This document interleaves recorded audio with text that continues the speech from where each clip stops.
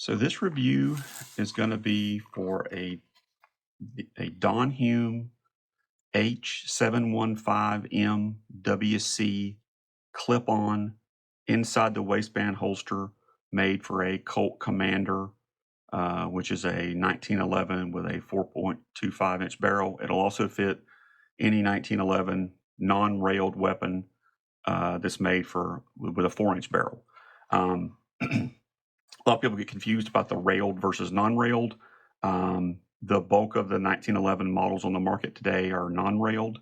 The rail just means it's got a little rail built into the bottom of the frame, so you could mount a light or a laser.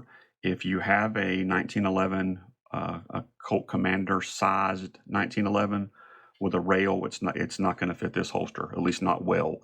The rail adds extra thickness, and it's going to be impossible to get it in and impossible to get it out. So this is designed to fit a non-railed gun only.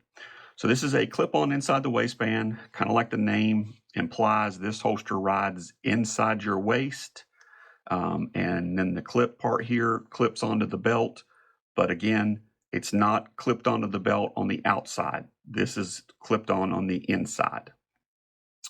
This particular holster has all of this style that Don Hume offers that are inside the waistband models all have a reinforced mouth. You can see the reinforcement right there. That's designed so that if you draw the holster when you have it on, the mouth will compress a little bit, but it won't close to the point that you can't get the 1911 back in there without taking the holster off. You can just slide it right back in.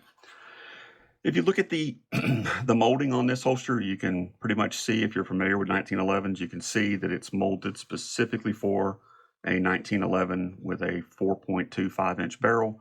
Like I mentioned before, it'll also fit a 1911 with a 4-inch barrel, something like anything from the Kimber series or the Springfield series. A lot of those guns, their 1911 versions are done in a 4-inch model versus a 4.25. The 4.25 model is the traditional Colt Commander format. If you do put a 4-inch gun in this holster, you're going to have just a hair's little bit, like probably about this much, 0.25 of an inch of surplus space, just because of the difference in barrel lengths. But this particular holster, you see the clip on this holster is metal, and it's designed to fit any belt up to 1 3/4 inches wide. I will tell you, and I've said this before on several of the other videos I've done about this particular style of holster, because I have a bunch of them. 1.35 inch, a 1.75 inch belt, which is kind of the largest belt that most people would buy if you were going to wear for jeans and stuff like that, to me is a little big. It's a little wide for this. This holster seems to perform, in my opinion, best with a 1.5 inch belt or a 1.25 inch belt. But these are nice little holsters. Don Hume is based in Oklahoma. These holsters are made at the Don Hume facility in Oklahoma, so they're made in the United States. Don Hume offers these in 2 colors. You have this saddle brown model is what they call it, and they also offer it in a black model.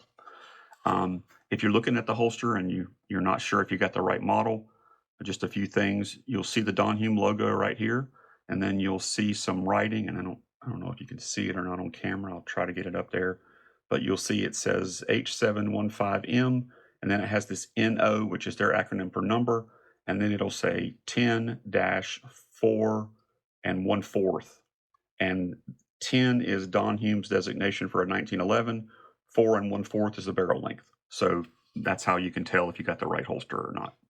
But these are nice holsters. If you were looking for a affordable leather inside the waistband holster for a 4 1/4 inch or 4-inch 1911, these are certainly one to consider.